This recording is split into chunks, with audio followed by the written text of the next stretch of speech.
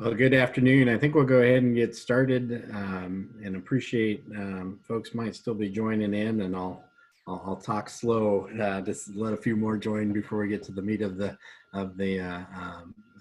presentation. So, first of all, just thanks, and I know it feels like every 2 weeks there's so many things that happen that maybe it's hard to explain, but there's also so many things happening just all over the state on efforts, that are really quite remarkable. And so, it's probably among the most unique times in any of our careers, and really appreciate what we've been doing together, and appreciate the panel that we have today. I look forward to inviting their participation as we go. I understand that the governor will be a little bit late in joining us, and so Lane, just to cue you up, you'll be coming up next, I think, in the order. But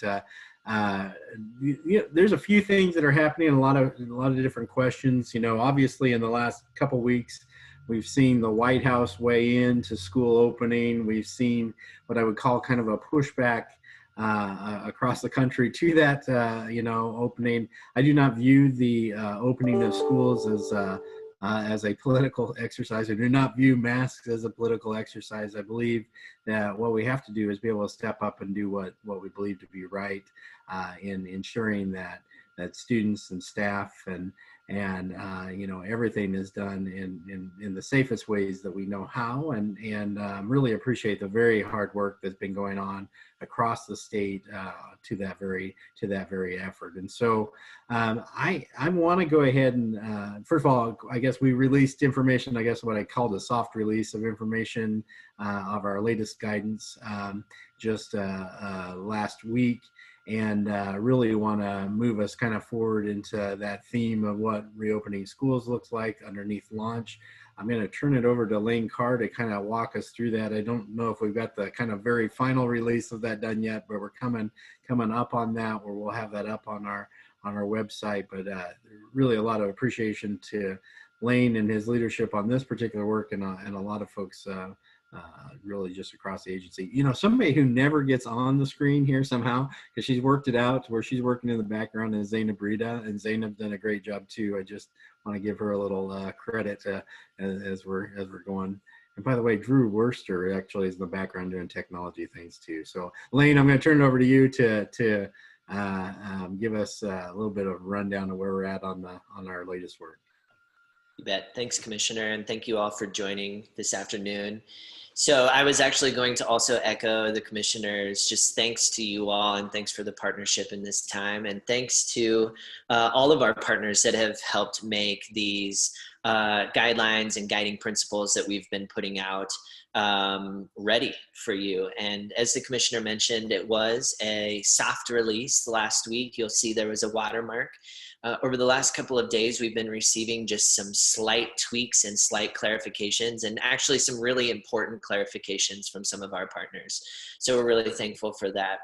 So the guidance that we put out is really the product of local, state, and national expertise around both and really the confluence or the convergence of public health and our schools.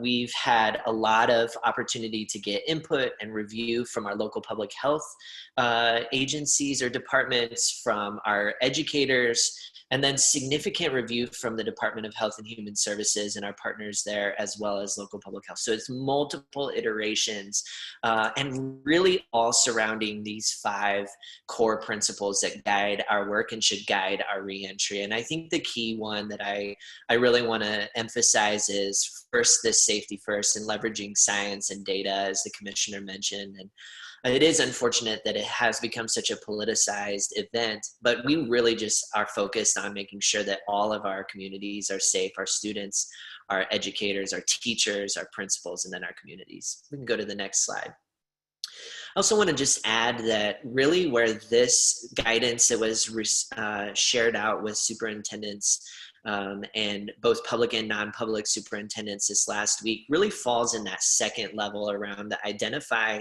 and tailor protocols.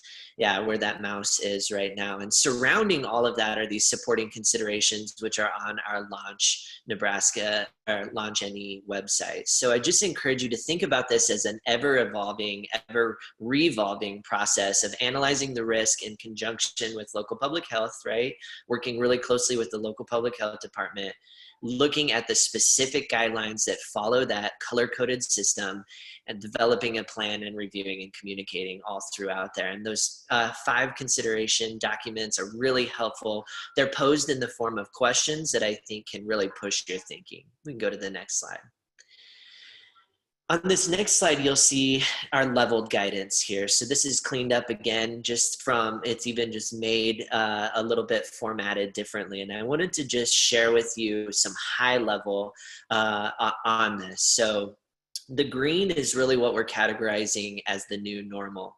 And what we know is that we need to provide some insight into the inner workings and the mechanics to this risk dial and to create some consistency across the state. And that's something we're working really closely with our healthcare partners, our epidemiologists across the state to really create that consistency. But that green is really the new normal. And we know that that doesn't mean that we're in the clear or that a community is 100% safe, right? There are things that have to happen, and a school needs to be prepared, even if their community happens to be within the green during that week. It's things like enhanced screening, at-home screening, and communicating with families on what that looks like. And then, of course, planning on responding when there is a positive case in a school. The full other side is the red, which is really significant community spread. And that's when we return to the more remote learning environments. The middle sections are a little bit tougher in the yellow and orange. They're essentially the same in that masks are essential. Masks at this point in the yellow and orange, it would be hard to fathom a time when you couldn't or shouldn't be wearing a mask in a yellow and orange. And that's really critical, I think, to those 2 levels of risk. The difference between yellow and orange is that once we get towards that upper end and start moving towards the moderate to significant risk levels, we need to start reducing the number of students and really the number of people in the school environment. And so that's where we start to consider hybrid models of education, an A-B schedule or a 3-2 plan like we see in the Omaha Public Schools. So the document that we provided to you last week, again, is just undergoing a few tweaks, some formatting, and we should have that completed by this middle of this week is my intent. And just any additional questions that you might have, please just feel free to reach out. But absolutely the key thing that I can't drive home enough is how integral local public health is in A, determining this risk that you are in and the community is in, and B, then the review of a plan that is subsequent to all of that. So I will pause there, Commissioner. I don't know if you want to add anything or if Dr. Rita wants to add anything. Otherwise, I see we have some questions that I will look at here and we might be able to address real quick.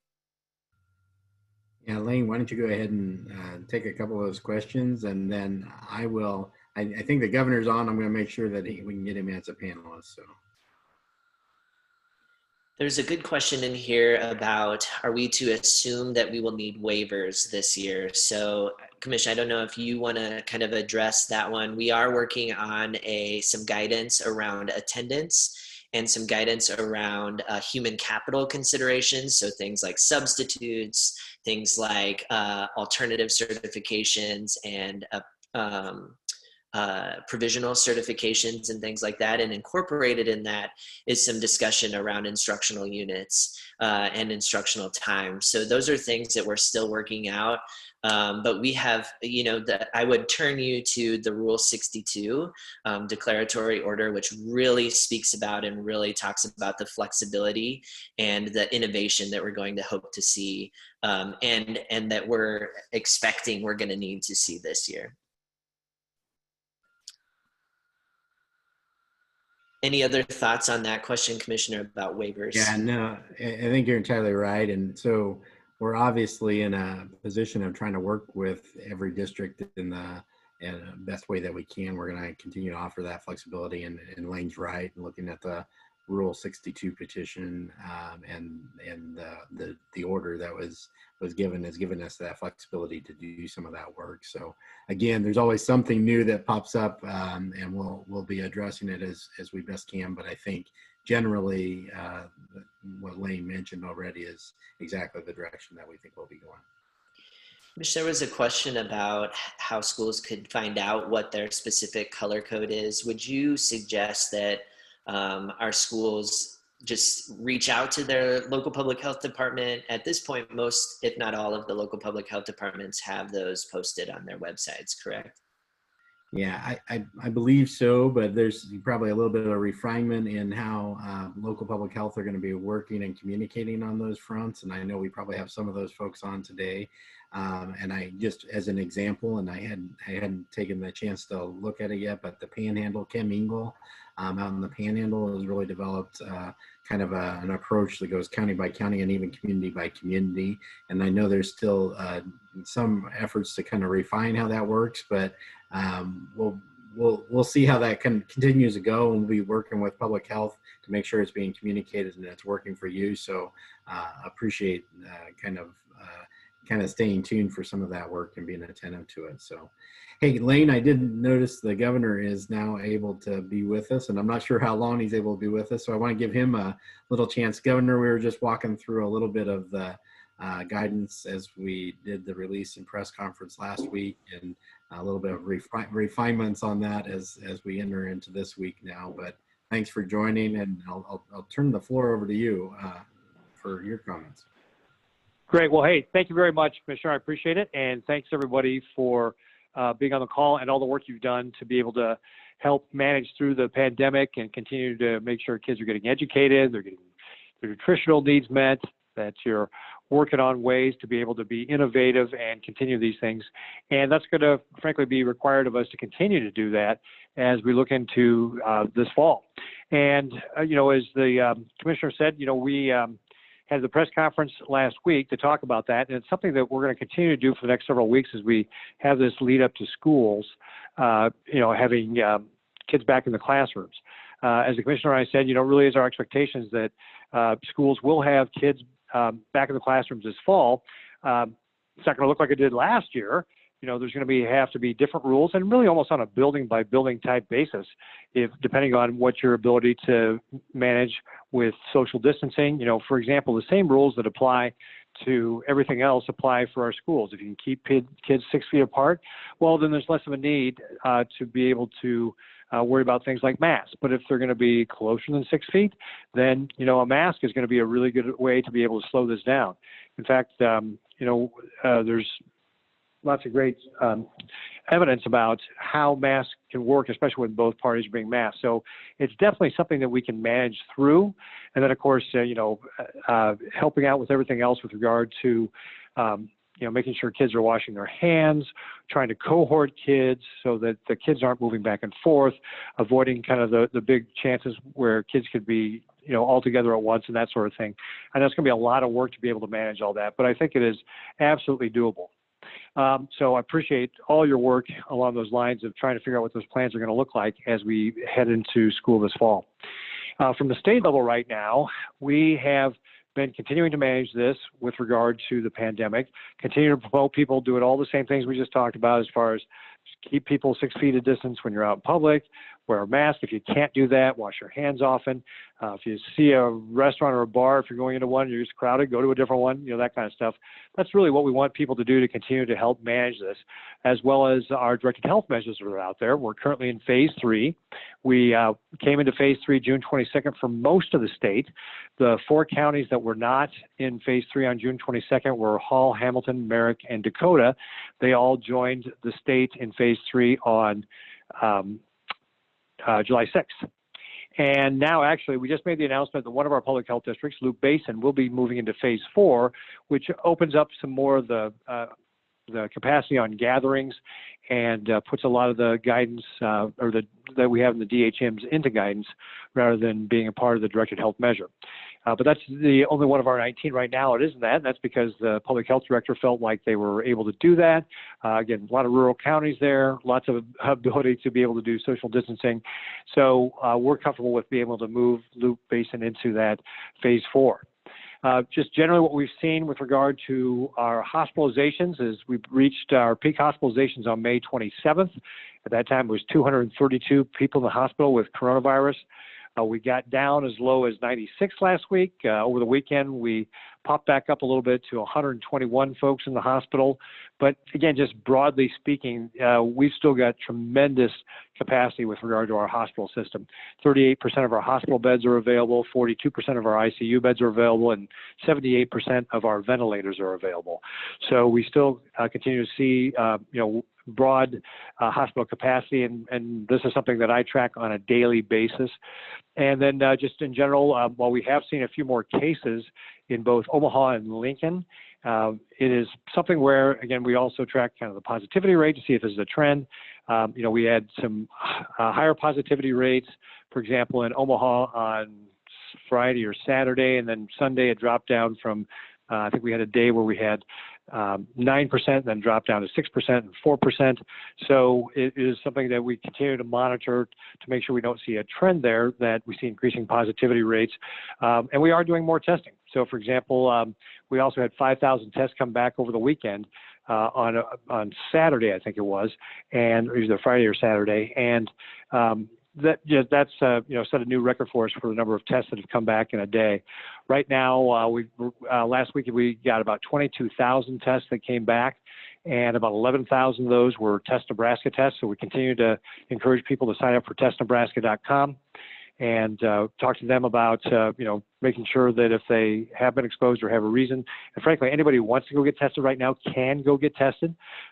We've transitioned from using the National Guard to using local healthcare providers like hospitals or pharmacies or public health districts to be able to administer those tests.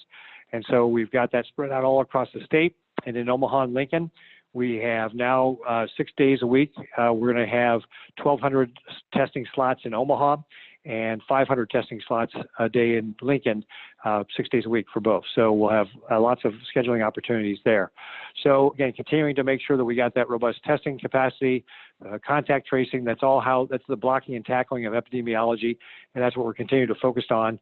With regard to that, we also have supplies of PPE, quarantine space. We're continuing to manage our long-term care facilities and other at-risk populations. And we'll just continue to monitor this as we go into the school year with regard to moving from phase 3 into phase 4. Probably we're going to just continue to monitor this as we look at going into school in the different public health departments, and really, again, work collaboratively with them to decide when we might move from that phase 3 to that phase 4. So again, a lot of work left ahead of us to be able to manage this.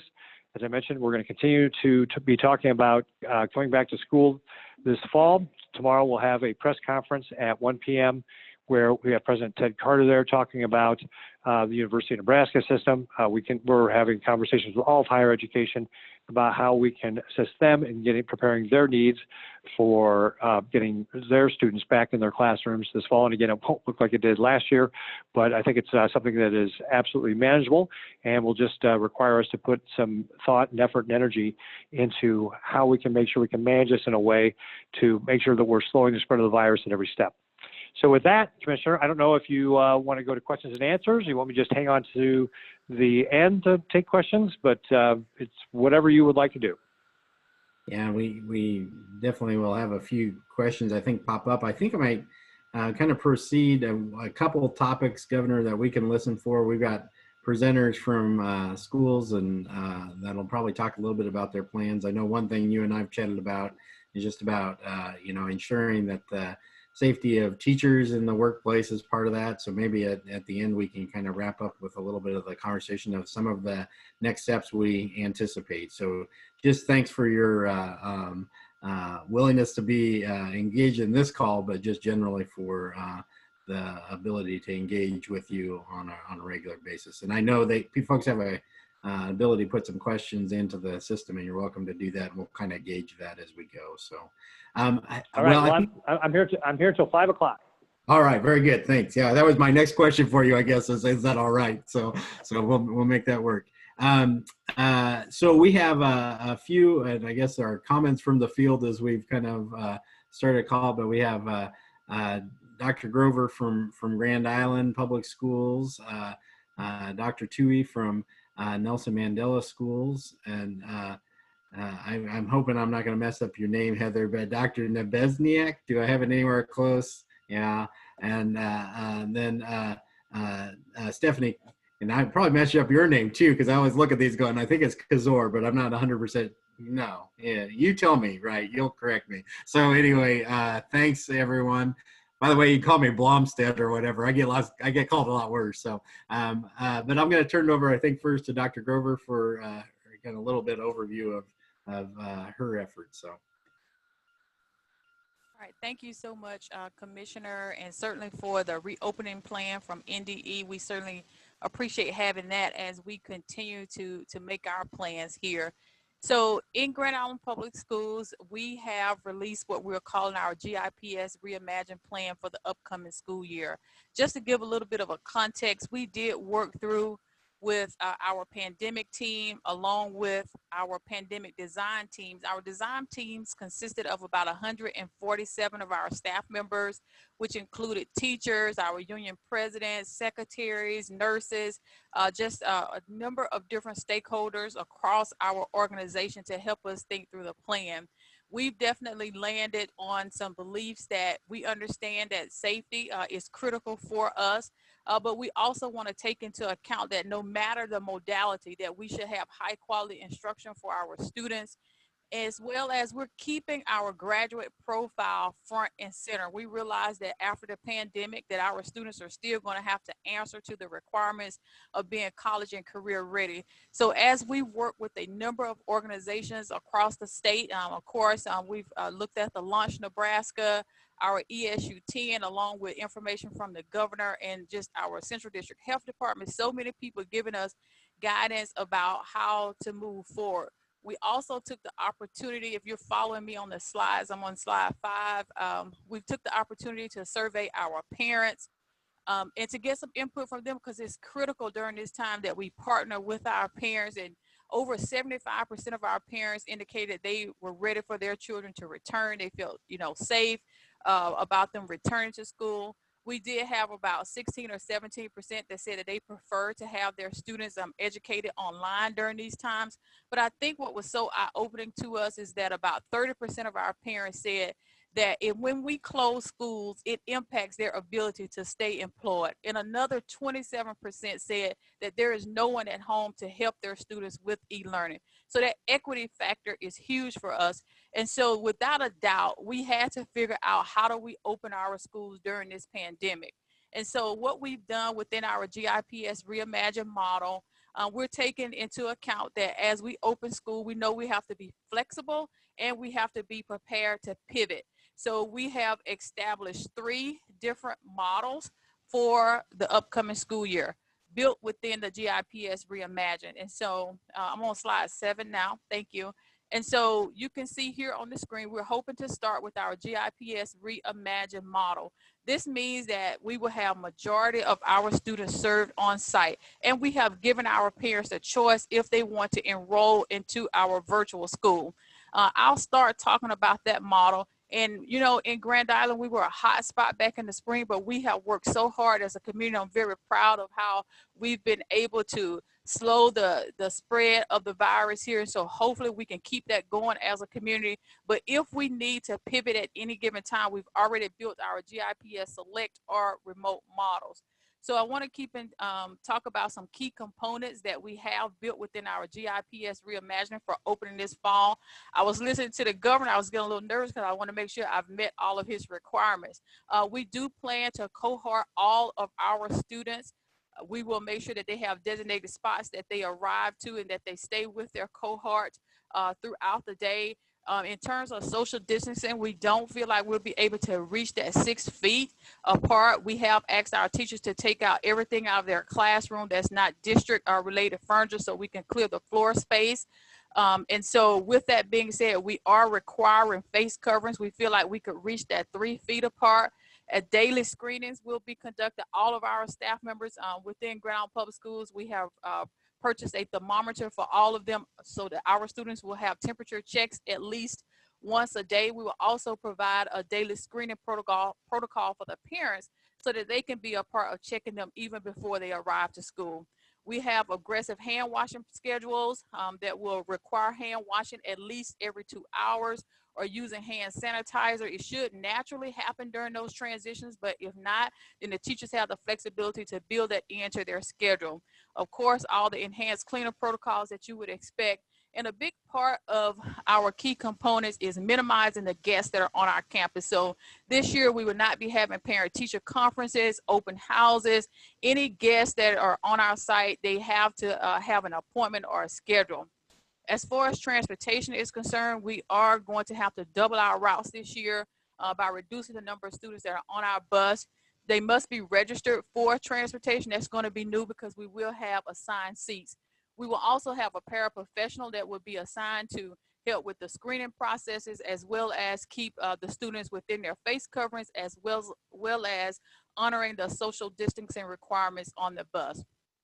Technology is huge for us as an equity lever. Last year, we were able to get the jetpacks, but a huge shout out to the NDE team that's really been assisting us with moving to our GIPS private LTE network, where we will be looking to host community-based broadband radio services, which will allow us just to be able to put a little device in the home, and over time that's going to be more economic for us, as well as we'll be able to reach more students with the new device.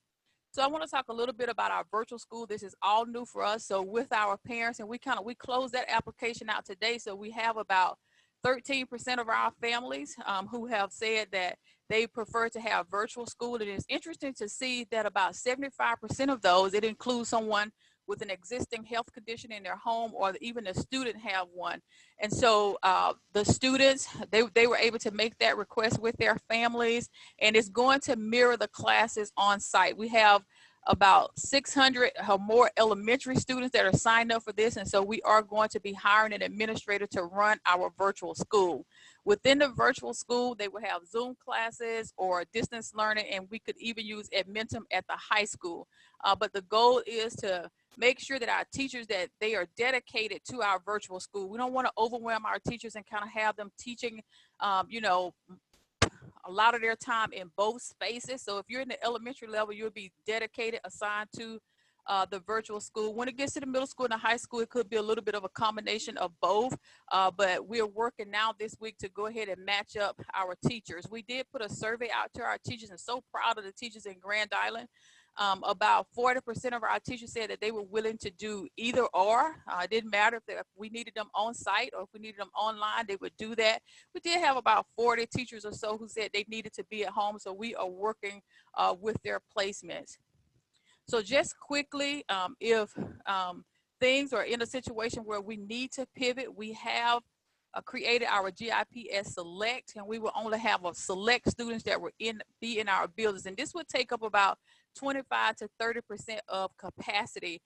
We have prioritized our newcomers, our limited English language proficiency students, any students who require a highly modified IEP, and just thinking about our K-1 students, so pre-K, kindergarten, first grade, those students would be on site, and also thinking about our students of our essential staff. If you're a staff member within Grand Island Public Schools and you have to come to work, then we're going to make sure that we create a space for your students to be educated on site so that they don't have to worry about daycare services.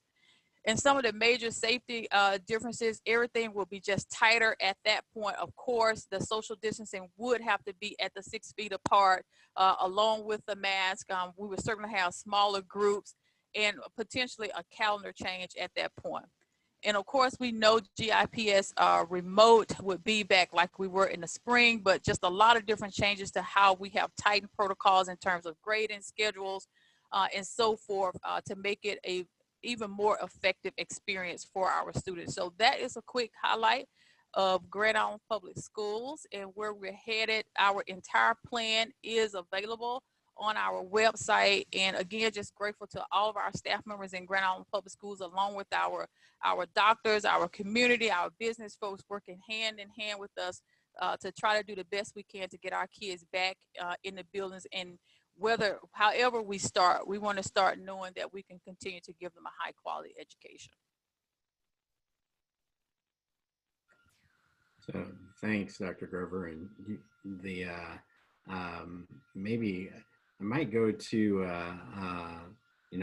Stephanie and Heather next, and then come back to Dr. Tui if I can. So I'll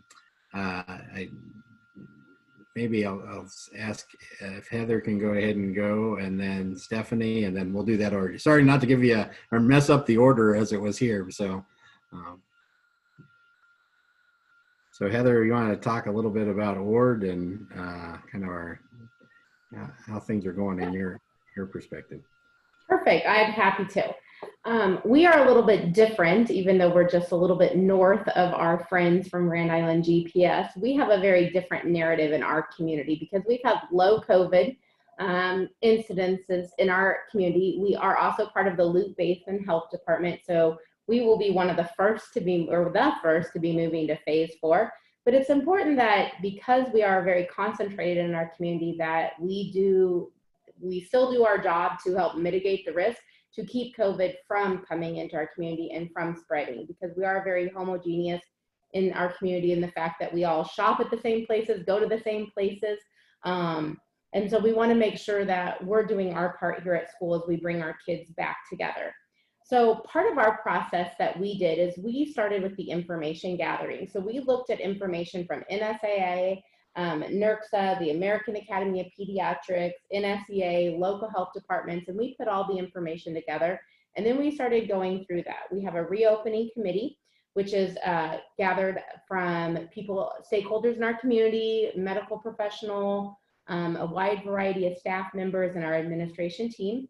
And so we're working through on what do those plans look like and what makes sense for our community.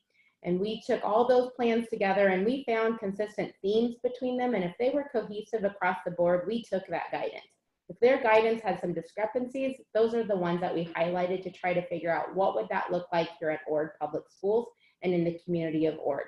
And so looking at that, we did a parent survey because we wanted to get some information back. We know that the parent survey might not tell us exactly how we're going to do things because we have to go with local health guidance, but it's definitely going to help us determine what our communication narrative is to our families. Right now, we have like 98% of our families saying that they will be back when we open the school doors. So that is a great thing. We don't have to worry too much about providing an alternative for in-person education at this time. We have remote learning plans, but that's going to be, as when Dr. Grover says, we have to pivot and make some changes. Our reopening committee is also working with our board committee, so we have some board work sessions happening. And then one thing that we felt was important is because of our size, we have 600 students, we have 1 non-public in our community, and then we have 100 staff members. We really wanted our staff members to help us information gather, but then also disseminate information to our community. So we held little mini sessions that any staff member could come in. We kept them small, we social distance. And so we were able to roll out all the work that we are doing, because that's the one thing some of our parents have said is, why haven't you given us some of the information ahead of time so that we can plan? And we have worked in a 2-week window because things can change very rapidly when you have a smaller concentrated population. So we're working on a 2-week window. We've shared that our information will come out at the end of July for our August 18th school opening and what that looks like. Our draft looks very similar to the health guidance of what to do in green, yellow, orange, and red. We actually do not have a health, our health department, Loop Basin, was not going to do a dial. And so Stephanie Katzer and I met with them, talked about what a meeting might look like with all the superintendents. And then we got together and talked about that we really need a dial to help us, but we don't need a peg in that dial, because what's happening in Custer County is very different than what's happening in Greeley County. And we go over 9 counties and 31,000 residents, and it's going to look very different. So we're working with our health department to determine what our health in Ord looks like, or what the health in Riverside looks like, so that we can move forward. One of the things that we felt was really important is, how do we secure the resources? That's our biggest challenge. We only have 2 PE teachers. We only have 1 tech coordinator. And so how can we get what we need? Our building and grounds, we have 6 custodians to do 2.5 campuses. And so how are we going to make sure we have hand sanitizer? How are we going to make sure we get the masks that we need? So some of those things we're still struggling with. I'm just crossing my fingers that the good people at ESU and NDE will help us tackle some of those things when we are finding that we're having shortages. We were able to really start resuming our summer stuff, and that was great. And so we're using those templates that our coaches and our sponsors worked on how to safely bring kids back over the summer and how we're going to bring kids back in. We're still planning on screening. Transportation is the hardest. Transportation, we have 2 drivers and I have 1 sub driver. So I have 3 drivers to try to do 8 routes, because we're not getting as many people interested in that. And then substitutes. Our biggest challenges that we are going to have is not so much how do we maintain operations if the health of our community starts to decline. Our big question is, how are we going to do it when we have multiple staff people in quarantine? Because we do not have the substitutes to be able to come in. We're not able to put classes together. Our elementary is open concept, so no walls, no doors. It's 1 giant classroom. So those are some of the unique challenges that we'll be facing, that I'm hoping that collaborating through this call and with, like I said, the people at ESU and NDE will be able to help us with. Overall, I think communication has been key, and just being able to bide our time and understand that we're doing the very best that we can. The safety of our students is paramount. And how do you keep it real when you don't have very many cases in your community? We just have to make sure that we're anchoring to that science and the data that Lane had talked about earlier. So that is an overview of our plans, but we are hoping beyond all hopes that we are going to be getting our peg as close to green as we can, but we're probably going to hover in the yellow, and we feel like we can make do with the yellow. So thanks, Heather. And I'll just go to Stephanie, and I think a couple of key points on PPE and the partnerships that are necessary, including with state purchasing, and Governor, just so you know, working with Doug Carlson and ESUs continue to be a key part of that particular work. So Stephanie, you want to talk a little bit about your experiences and where Riverside is at right now? Thank you, Commissioner. Mine, I'll just save a lot of time. Mine really echoes Heather. We are somewhat similar, same health district. It's interesting for Riverside is we are 4 counties and we are divided into 2 health districts. So working with East Central and Loop Basin. So we spread out a lot of square miles and bring kids in from 4 towns. So talk about how does limit exposure look like? So that's been very difficult for us. As far as a plan that we put together, I won't spend a ton of time. It's very similar to Heather. As a part of the rural schools, so that process coming through, working with health departments, ESU has been phenomenal for us, 10 there with Dr. Wheelock. We've done the family surveys, staff surveys. Safety team has been a huge part of this process. We broke them into subcommittees, and they've been very engaged. Our admin team, teacher committee, teachers that volunteered to be a part of the committee to work on our plan. And then board, we've had many board discussions, meetings, and another work session here next week. And like we told families, our plan will roll out at the end of this month. So very similar to Heather. I'll just talk, I guess, briefly for a small school, like we said, with we have 2 campuses. And transportation has been pretty difficult, limited drivers. I mean, it's just a rural school problem. So we just feel with parent surveys, we have some families that don't have a mode of transportation in rural areas to get their kid to school. So, and we have a lot of families, both parents work. So it's taking the kid to school is an issue. We need the transportation. So what does that look like? I would say it's safe to say sitting here today, we will require face masks to be on the bus to run our routes. Pods, I'll talk briefly about pods. That's been a pretty themed word here on our campus that we feel like will work, and it's unique to Riverside. I think small schools it could work. We have divided pods kind of by portions of a building and what size of groups can we put kids together. We just really believe social interaction is key for kids, not being in a room or having a teacher rotate, just the social interaction. So we have a pod, for an example. We have a portion of our building that's pre-K, K1. They can share the same restroom. They'll do their lunch together. They'll go to recess together. PE music will rotate, but they'll always be in that group. So when we get our first case of COVID in the school, and it's someone in the pre-K, K1, we're looking at maybe that section of our building just in quarantine or working on isolation there, but the rest of our elementary, our middle school, and our high school can still function, and we can try to be as normal as possible. 6-8, we have a middle school in a separate building. Like I say, we, like similar to Heather, we have one teacher that touches all of our kids for English, one for science. So if a kid has it, that teacher would obviously be exposed, or if the teacher had it, they expose all of our 6-8. So they're a pod, they'll interact every day, they go to lunch together, PE, etc. No different than our 9-12. So we put in pods specific to sections of the building. We're really going to try to keep those kids together to limit exposure. Last part I'll touch on, probably been most difficult for us because everyone's probably well into the stages of their plan. Our, I guess, hiccup is just subs. As we predict, like Heather said, you know, we're going to be the first count with Loop Basin going to phase 4. That involves us and part of our campus. We laugh, and Heather and I have spoke a lot, is our biggest, we may be out just because if I have a couple teachers that are in quarantine, we just can't find subs, but find subs on a good day. So what does that look like now? So when we meet with teachers tomorrow, if we have teachers in quarantine, what does it look like for them to teach from home?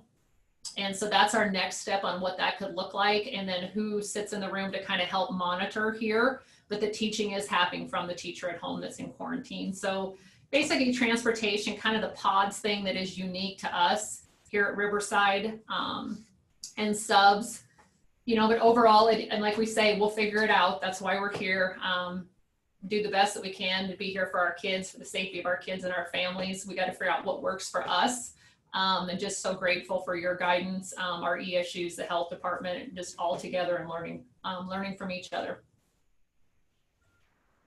And thanks, Stephanie. And I think one of the things that we've obviously seen is that every school has these scenarios, but you're also coming up with creative ideas how to do that and kind of balance those things out. And so I appreciate the insights on those fronts. I'm going to go to Susan to talk a little bit about Nelson Mandela. She reached out to me, well, I don't know, maybe a week or two ago with the fact that they've actually started back in school. And I thought it would be good for the folks across the state to kind of hear your experiences so far and kind of a little bit about how your plans have come together. So Susan, I'll turn it over to you. Yes, thanks, Commissioner.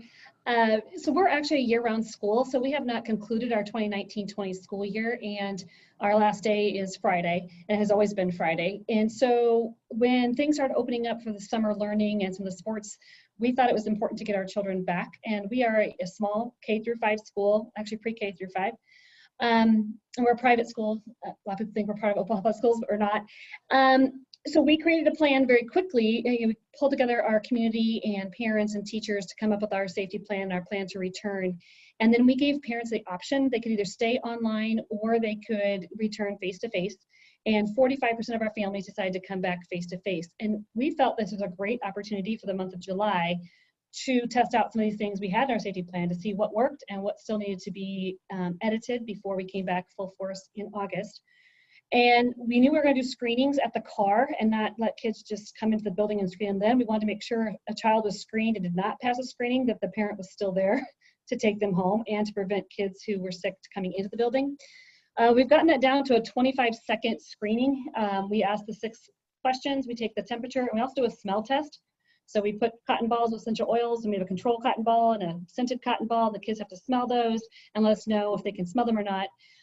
We've turned away about 10% of our kids in July who had one or more of the signs of COVID. Now, we know too, that a lot of kids have allergies. And so maybe some of these things related to their allergies and not COVID, but we were overprotective about our school, and parents really understood that, which was great. So the screening went well, and we're going to continue to do that in the fall with everybody. And we have, different personnel outside at the cars doing those screenings, taking temperatures and all that. And then we've always screened any adults coming in the building with the same 6 questions and temperature checks, smell checks, and making sure everybody's got a mask on. So we've required masks and all the screening since March, and that's worked well for us. Just like a lot of you said, we're having the classes stay in one unit. The kids are eating breakfast and lunch in their classrooms. They do wear their masks until they get to the out of doors for recess, and then they do have plastic Ziploc bags. They put their mask in the bag that's labeled their name. They have recess. They put the mask on, hand sanitizer before they come back in the building from recess. And that has been working very well for us as well. What's really been nice is we've been able to give the MAP test to everybody. So we know where we're going to be right in August, where this distance learning impacted children in their learning.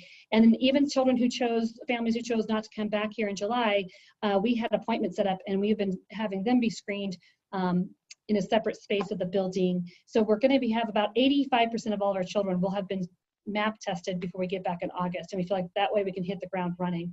And that was a great benefit to us as well. So everything was going great, no problems.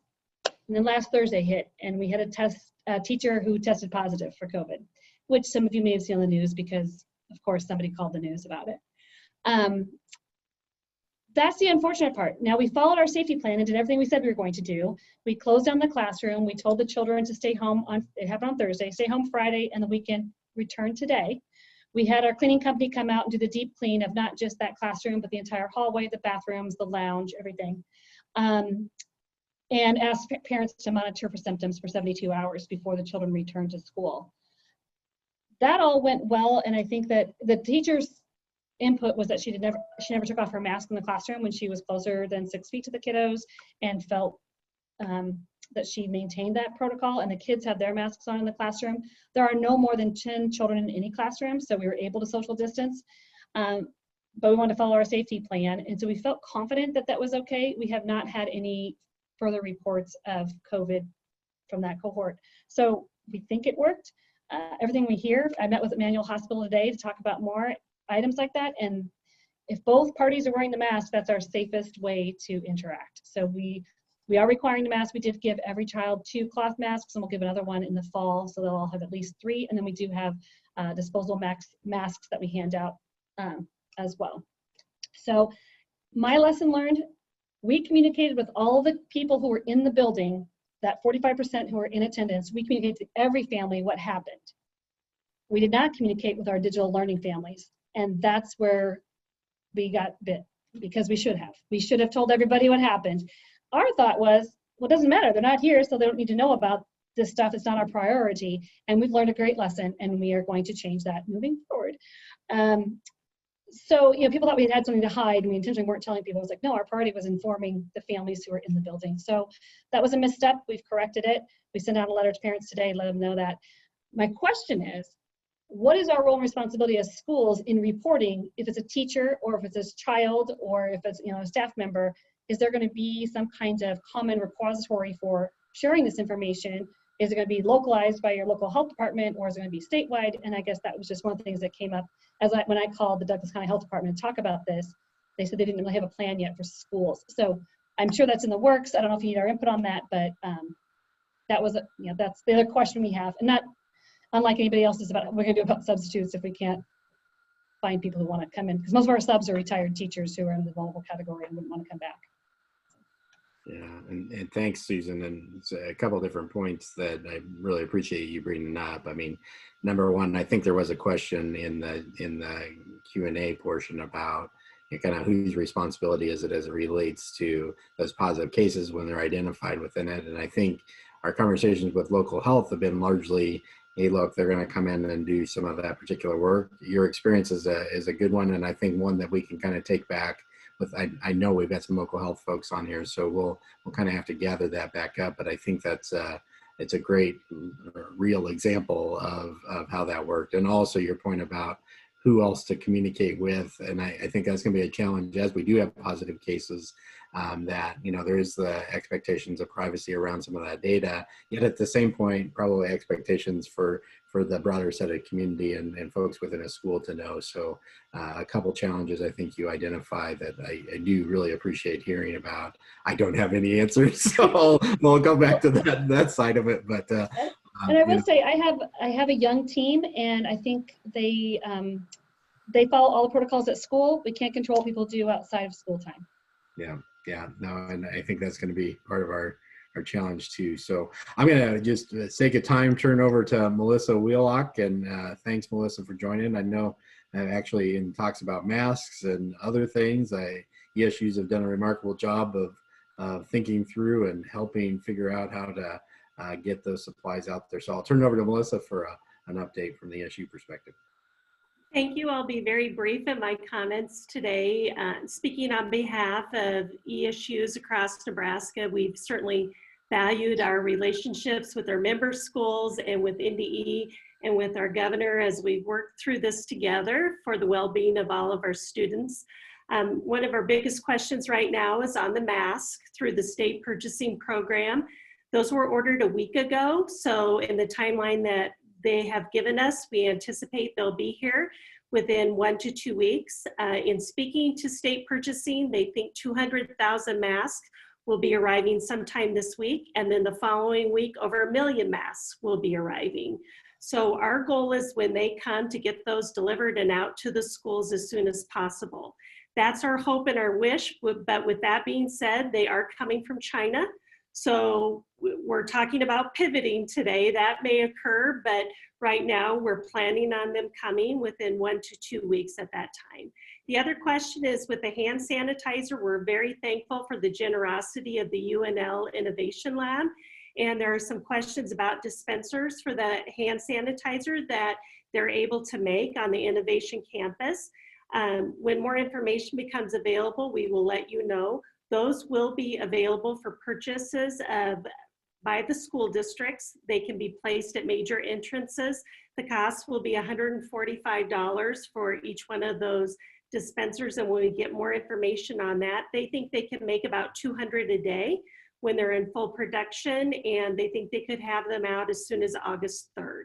So those were the updates that we're providing today, looking at the time. But once again, in our superintendent meetings, we've said together we're better. And I firmly believe that.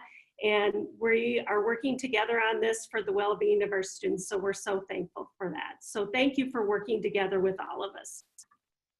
Yeah, and thanks, Melissa. And you know, kind of among the things you kind of mentioned costs, and I know we've got a couple of questions in there around costs and exceeding costs for at least our public schools, and then also some other assistance coming. And so we've got those questions out there. I haven't talked to the governor yet about it, but I know that there's probably some concerns on that front that we'll be able to follow up on and keep that conversation going. So thank you for that.